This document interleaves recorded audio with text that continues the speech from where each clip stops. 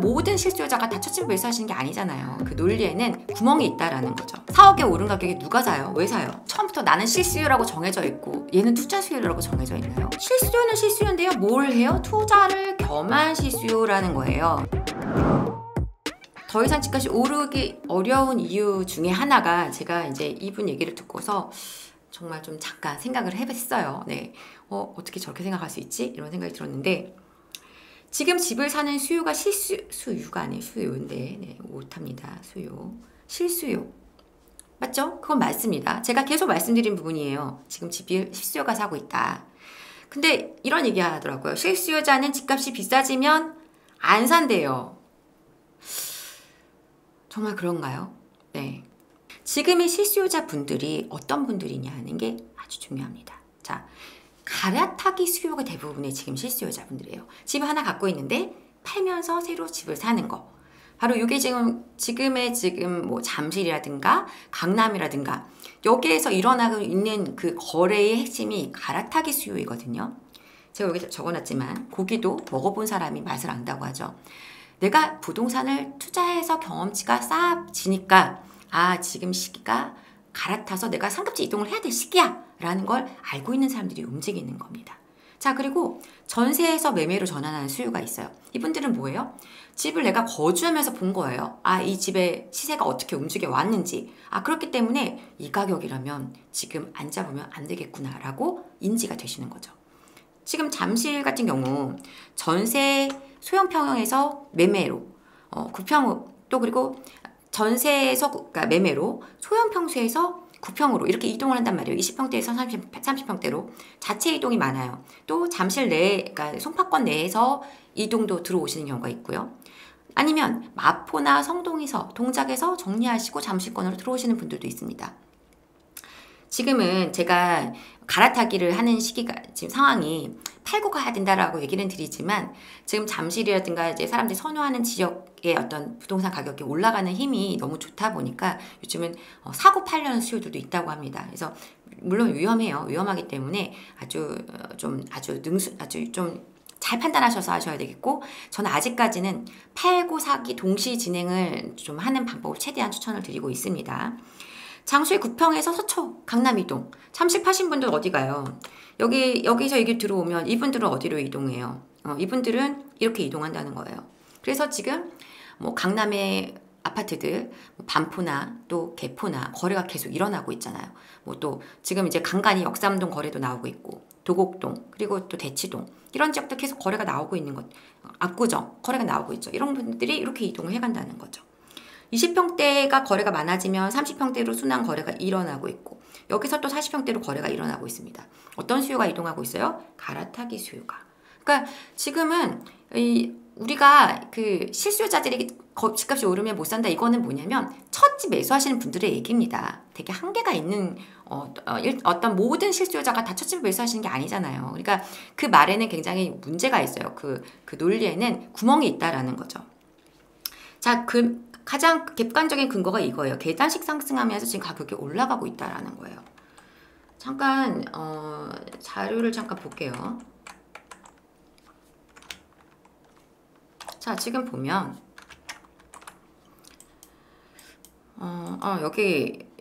여기 아파트 중에서 우리가 이제 잠실을 보죠. 뭐 잠실은 뭐 많이 보지만 그래도 한 번 더 보죠. 확인하는 차원에서. 화면 잘 보이시죠? 네. 자, 지금 여기 바닥을 막 다져가는 기간이 있었잖아요. 그리고 바닥을 다져가다 지금 약간 올라가는 모습 보이는 거예요. 30평대 말고 20평대 볼까요?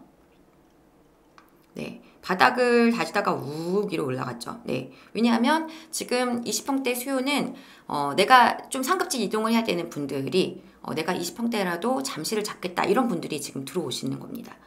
전세 사시다가 들어오시는 분들도 있고요. 옆에 지금 리센치 같은 경우도 보시면 바닥 다지다가 올라가죠.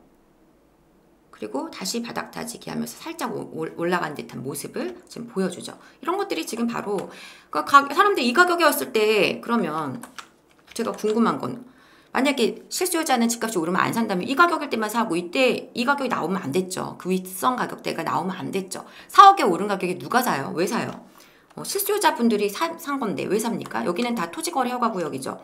그러니까 거주를 하지 않으면 안 되는 실수요자분들이 산 건데 왜 21억 7천에 여기 샀냐는 거예요. 왜 18억, 19억대 있었던 가격에 안 샀는데 왜 이때 샀냐는 거예요. 이분들은 아는 겁니다. 이 가격이 아니면 지금 못 산다는 거를, 지금 아니면 못 산다는 걸 알고 있는 거예요. 실수요자들은 집값이 오르면 안 산다? 틀린 말이라는 겁니다. 네, 틀렸다는 거예요. 자, 그리고 아까 이야기를 이어가 볼게요. 자, 그래서 이렇게 지금 가격이 올라가는 거 잡고 하면서 뭐 잠실에서 거래가 일어나서 다시 옮겨온 게 반포로 이어지고 반포 거래가 또 올라가고 이런 식의 지금 상황이 나오는 것이고, 또 잠실이나 반포에 이런 대형 평수 갖고 계신 분들이 목돈 자금 더해서 압구정으로 이동하시고, 저는 그런 상담 지금 최근에 되게 많이 했습니다.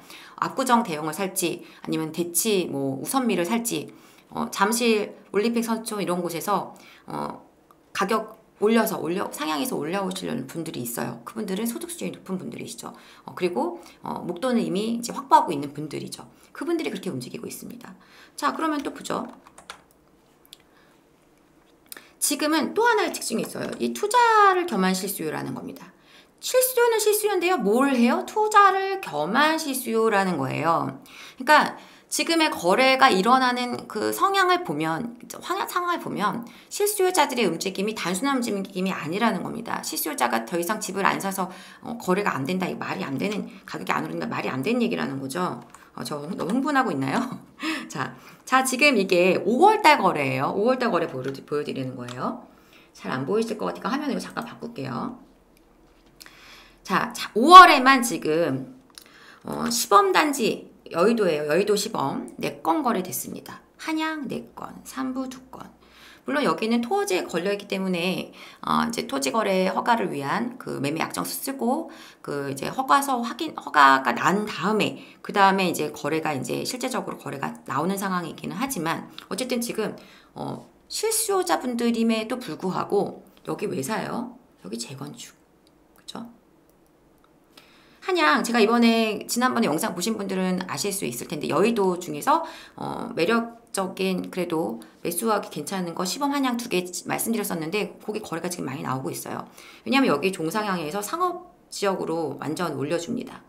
그리고 주상복합으로 해서 59층까지 올릴 거예요. 굉장히 이제 조감도도 멋지던데, 이런 상황이 되다 보니까 지금 빨리 될 것 같은 재건축 들어가고 싶은 분들, 자금 되시는 분들이 움직이는 거예요.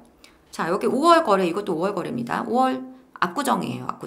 압구정에도 지금 거래가 무거운 아파트들이 이렇게 거래가 많이 되고 있다라는 겁니다. 이게 지금 5월 거래가 다가 아니죠. 아직 집계가 안 나왔습니다. 이제 6월달 넘어가야지 집계가 제대로 나오겠죠. 자, 여기만 그런가? 아니죠.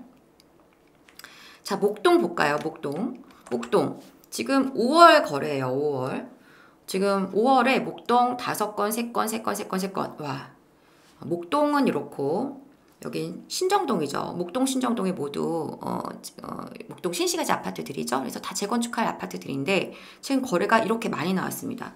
6건씩도 나왔네요. 그러니까 뭐 4월, 5월 동안 기간 동안 준비했다고 하더라도 지금 4월, 5월에 담아진 주택이 이 정도라는 거고, 실제로 4월로 데이터를 잡으면 훨씬 더 많은 거래가 나옵니다. 놀랄 정도로 10몇 건씩 거래가 터졌어요. 단지 하나에서. 그러니까 지금 이런 상황이라는 거는 여기 다 뭐예요? 실거주해야 되죠.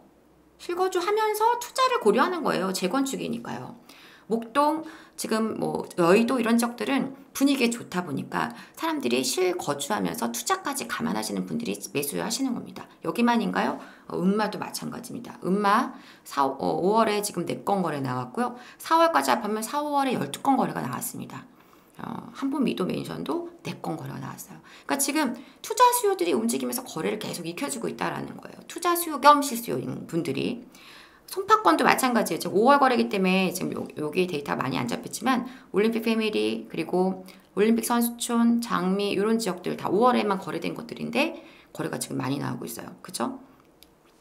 이 두 지역은 그 잠실권이 아니기 때문에, 요 세 지역 다 그러네요. 잠실권이 아니기 때문에 거래가, 토지거래 허가 없이 그냥 거래가 가능한 곳들이죠. 그래서 거래가 나오고 있고, 잠실주공 5단지도 거래가 많았습니다. 그래서 이거 송파에서 지금 제가 순위로 치다 보니까 이렇게 나온 건데, 이렇게 지금 지금의 거래를 일으키고 있는 핵심 수요가 실수이긴 하지만 투자 수요라는 거예요.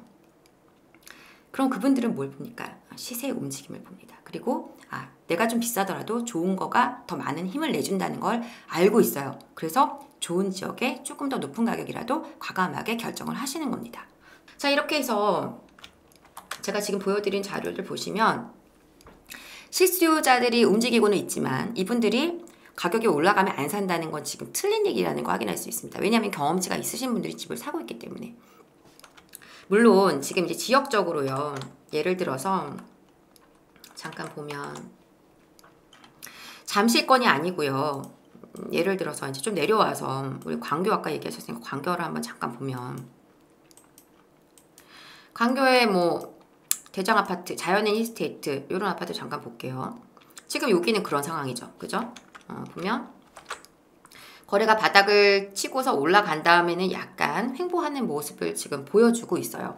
그럴 수밖에 없죠. 왜냐하면 가격대가 어느 정도 지금 차지다 보니까 고민을 하시는 거죠. 그런데 이것들도 결국은 이거 거래가 계속 채워지다 보면, 그리고 저 위에 상단에서 거래가 일어나는 지금 예를 들어서 판교라든가 또 서울의 강남권 거래들이 계속 일어나면 상단에서 계속 시세가 위로 올라가는 게 확인되면은 여기도 이렇게 거래가 나올 수밖에 없다라는 겁니다. 그 얘기를 지금 드리고 있는 것이고, 여기만 그런 게 아니라 동탄 가볼까요? 동탄도 그래요. 동탄에 이제 여러분들이 이제 가장 대표적인 자리라고 하면 시범단지를 볼 수 있을 텐데, 네, 우남 퍼스트빌 볼까요? 여기도 그렇죠. 네, 거래가 바닥을 막 찍고 나서 쭉 위로 한번 점프했어요. 쭉 위로 점프해서 올라갔는데, 그러고 나서 지금 약간 횡보하는 모습을 보여주고 있습니다. 요 가격을 요거를 딛고 지나가면 다시 우상향하는 모습이 나오는데, 지금 잠실이나 먼저 선 움직였던 강동이나 이런 지역들은 이미 그런 모습들이 나오고 있는 거고, 그걸 따라가야 되는 곳들은 그런 모습이 아직 나오지 않은 상태죠. 그래서 결국은 이 부동산이라는 건 다 연동돼 있어요. 여기가 가면 얘도 가고, 그 다음에 여기 뒤도 따라가고, 이렇게 하면서 하나의 이렇게 연결된 고리 같은 모습을 하고 있다는 거죠. 그래서 하나가 움직이면 같이 움직이게 돼 있기 때문에 한 번에 동시다발적으로 일어나지 않을 뿐이지, 결국은 가격의 흐름이 계속 연달아 이어가면서 전체적인 균형을 맞춰간다는 겁니다. 어디는 이만큼 올랐는데 어디는 덜 오르는 경우도 있지만 결국은 그것들이 어느 정도는 다 균형을 맞춰주면서 움직이게 되어 있어요. 자, 그래서 이러한 모습들이 나오기 때문에 현재 수요 자체가 실수요자라서 안 움직인다라는 거는 잘못됐다라는 거고요. 제가 더 하고 싶은 얘기는 그 다음에 있는데, 자, 여기서 이 얘기를 하고 싶은 거예요. 사실은 어제의 실수요가 오늘의 투자 수요다. 네, 자, 이 얘기를 좀 되게 드리고 싶었는데요. 그러니까 실수요라는 게 뭡니까? 실수요 처음부터 나는 실수요라고 정해져 있고 얘는 투자 수요라고 정해져 있나요? 아니죠. 결국은 내가 실수요가 그냥 난 필요해서 집을 샀는데 투자를 실수요지만 집 사고 보니까 집값이 오르는 걸 보니 나 투자도 해야겠어 라고 전환이 된다는 겁니다.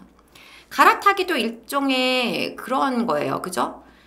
갈아타기 하시는 분들 중에서 그냥 나 이 집에서 평생 살 거야 하고 집을 사놓고 보니까 집값이 오르고 이 가격이 올라가면 지금 내 돈에서 이렇게 올랐으니까 저 상단에 있는 아파트를 조금만 자금 더 보태면 살 수 있게 됐어 라고 했을 때 그 가치가 올라간 걸 보신 분들은 할 수 있다라는 거예요. 그죠? 물론 관심 없는 분들도 있겠죠. 나는 그냥 여기서 살 거야. 평생 30년 동안 한 아파트 사신 분도 제가 봤어요. 그런데 그렇지 않고 대다수의 분들은 이걸 한번 하고 나면 눈을 뜬다는 거예요. 눈을 뜨고 그 다음부터 투자 수요로 전환이 된다는 겁니다. 실수이면서 동시에 투자 수요가 되는 거죠.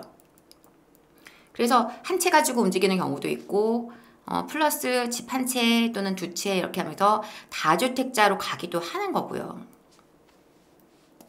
굉장히 중요한 얘기입니다. 그러니까 지금 투자 실수요자들은 집을 안 사서 집값이 안 오른다. 나중에 적정 시간 시세가 가격이 올라가면 안 오른다.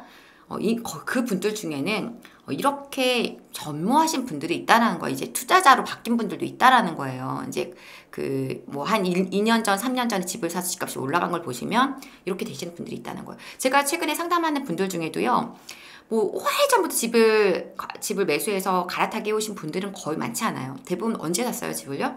17년, 18년, 좀 늦으면 20년 요쯤에 사신 분들이 많습니다. 이분들이 뭘 본 거예요? 상승장에서 부동산 시장의 흐름을 본 겁니다. 그래서 내가 그냥 못 모르고 그때 집을 샀는데 집값이 갑자기 몇 억이 올라버려서 알게 됐다. 부동산에 대해. 이런 분들이 거의 대다수라는 거예요. 그럼 왜 이때 집을 많이 샀을까요? 다음에서 확인해 보겠습니다. 자, 매매 전세 가격 지수인데요. 매매 전세 가격 지수인데 이것도 화면을 돌려서 큰 화면으로 볼게요. 자, 지금 보시면 가격 지수이기 때문에 가격 자체가 아닙니다. 가격 자체는 아니고 매매 가격 지수, 전세 가격 지수예요.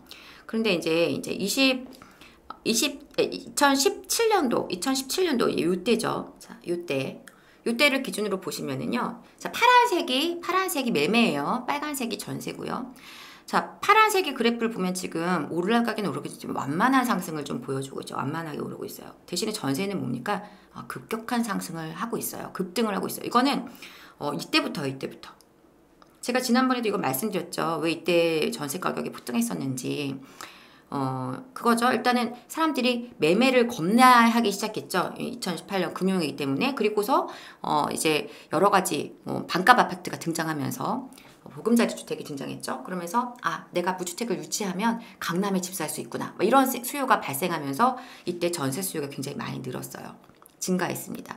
그리고 이때 지었던 것들 중에 대형이 많아요. 사람들의 수요의 니즈에 부합하지 않는 평수들이 많다 보니까 또 많이 공급은, 그러니까 물량은 남아 있었음에도 불구하고, 그러니까 미분양이 되면서 집값은 안 오르고 많이. 이때 다 떨어진 게 아닙니다. 실제적으로 떨어진 건 11년 정도 지나서 많이 떨어졌어요. 그러니까 뭐 집값을 이때부터 떨어졌다고 얘기하시는 분들도 있는데, 그 단지 지역별로 다 다른데 이거는. 어쨌든 간에 그때부터 전세가 올라서요. 쉼없이 올랐습니다. 쉼없이. 계속 올랐어요.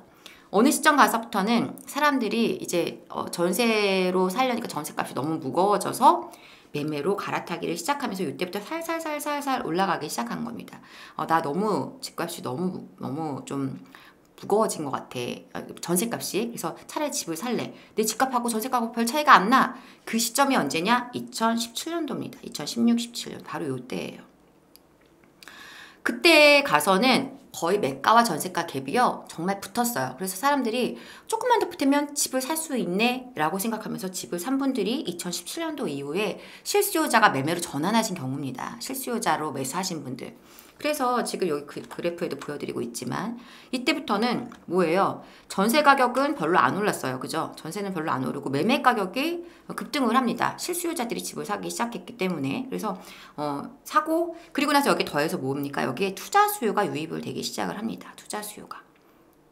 제가 2017년도에 기억하는 게 여러분들이 좋아하는 대치동의 레미안 대치팰리스 아파트가 전세 매매 갭이 2억 중반이어서 제가 저걸 매수를 할까 말까 고민했던 기억이 나요. 잠깐 볼까요?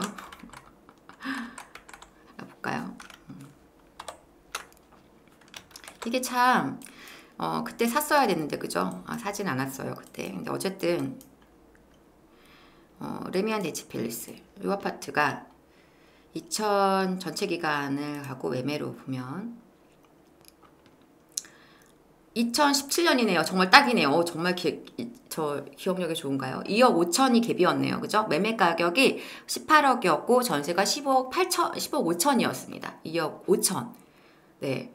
이때 이 가격에 집을 사기에는 너무 이제 집값이 부담이 있죠. 사실 집값 자체는 무거우니까.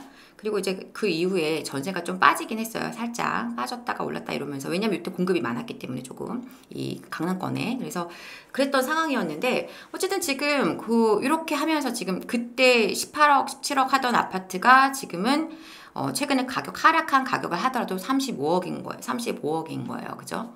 그러니까 이제 우리가 이렇게 했을 때 징검다리로 제대로 부동산을 통해서 계층 이동 사다리를 탄 게 되는 거죠. 네. 아무튼 그렇습니다. 그래서 그때 집을 산 사람들이 결국은 실수요자가 집을 사고 그분들이 뭐예요? 이 과정을 보신 경험하신 분들은 내가 18억에 집을 샀는데 어느 순간 보니까 내 집값이 30억이 돼 있어. 이거 경험하신 분은 어떻게 되겠습니까? 아, 나 이제 투자 수요 전환이 되는 거예요. 그러면서 사실 어제의 실수요자가 오늘의 투자 수요가 된다는 겁니다. 그러니까 단순히 실수요는 집값이 안 오르면 안 사. 그렇게 단순한 논리로 어떻게 시장을 바라봅니까? 시장은 계속 앞으로 나아가고 있는데요. 앞으로 전진하는 중인데. 전세 가격이 안 좋아서 집 못 샀다는 얘기도 똑같습니다. 전세 가격이 지금은 안 좋지만 계속 거래가 더 늘어가고 있어요. 그리고 계속 가격이 낙폭을 계속 줄이고 있어요. 낙폭을 줄인다는 건 점점점 낙폭이 줄다가 결국은 이제 시세를 회복한다는 얘기가 되는데 이미 사실 단지별로는 시세 회복이 많이 일어났습니다. 강남도 그렇고. 그렇다 보니까 지금 어떤 굉장히 다양한 논리가 잘못된 논리를 지금 많이 펴고 있다라는 것이죠. 그래서 되게 답답함을 느끼기 때문에 제가 이 얘기를 드리는 거고요. 자, 그래서 지금 전세 급등, 매매가 급등 이렇게 일어나면서 투자 수요가 실수요자가 투자 수요로 전환되는 이런 과정들을 우리가 경험을 한다는 것이고요.